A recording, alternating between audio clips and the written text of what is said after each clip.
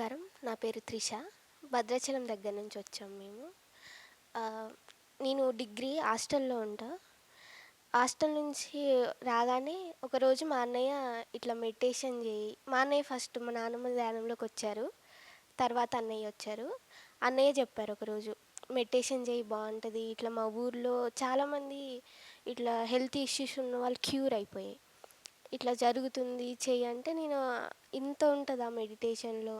సరే చేస్తా అని ఆ రోజు ఫస్ట్ డే 1 అవర్ కూర్చున్నా మెడిటేషన్‌లో. మంచి హ్యాపీగా అనిపిచ్చింది. ప్రశాంతంగా అనిపిచ్చింది.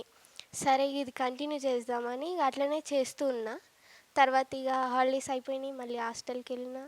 ఇదెట్లైనా మా ఫ్రెండ్స్‌కి చెప్పాలని ఒక ఆతృత. సరే అనేసి మా ఫ్రెండ్స్‌కి గూడా చెప్పా. డైలీ మా ఫ్రెండ్స్ గూడా 1 అవర్ నైట్ ఇట్లా పడుకునే ముందు ఒక 6, 7 మెంబర్స్ కూర్చొని మెడిటేషన్ చేసుకునేవాళ్ళం. తర్వాత ఇగో గ్రౌండ్ టైమ్ అని ఉంటది. 5-6 వరకి 1 అవర్.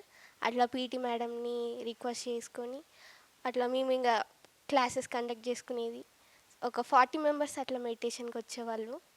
వాళ్ళ వాళ్ళతో పాటు మెడిటేషన్ చేపియడం, వాళ్ళతో క్లాసెస్ చెప్పియడం, మేము గూడా ఆన్‌లైన్‌లో క్లాసెస్ ఇని వాళ్ళకి క్లాసెస్ చెప్పడం, అట్లా డైలీ క్లాసెస్ చెప్పుకునేవాళ్ళం. ఇట్లా చాలా బిఫోర్, ఆఫ్టర్ చూసుకుంటే చాలా చేంజెస్ ఉన్నాయి నాలో. ఫస్ట్ చాలా కోపం ఉండేది నాకు. తర్వాత చాలా ప్రశాంతంగా అయిపోయా. తగ్గిపోయింది కోపం. ఇప్పుడు ఎవరు తిట్టినా గానీ సర్లే అని వదిలేస్తున్నా. అట్లా అట్లా మారిపోయినా. Thank you.